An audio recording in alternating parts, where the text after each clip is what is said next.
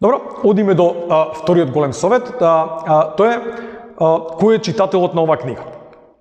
Значи, прво нешто, кога правиме книги, треба исто да се запознаеме со за кого ја правиме книгата. Кој е жанрот кој го правиме? За која возраст е книгата? Дали има слични книги од едицијата или воопшто слични книги од тематиката која работиме?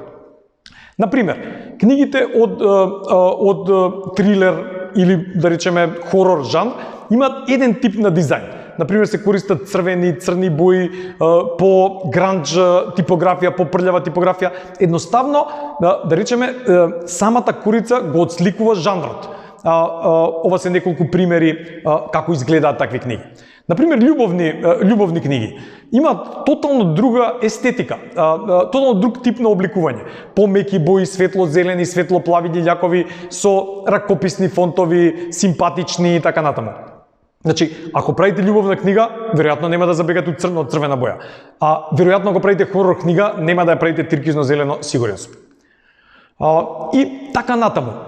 Има примери за книги кои се non-fiction, да речеме тежок е превод од баш на барав зборче за превод, книги кои не се фикција, наједноставно објаснето, значи се дизајнираат, си има исто терк на дизајнирање. Ова се неколку примери, значи може да бидат геометриски, само графички дизајн, фул контраст, фина типографија и така натаму.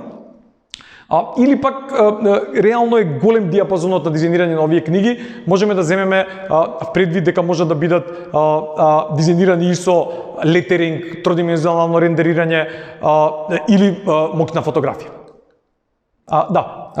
Значи, што и да правите, запознајте се со слични книги, со слични книги од едицијата, со слични изданија на тој издавач и така натаму. Значи, едноставно морате да бидете насочени на некој начин во кој правец се движите со графичкиот дизајн.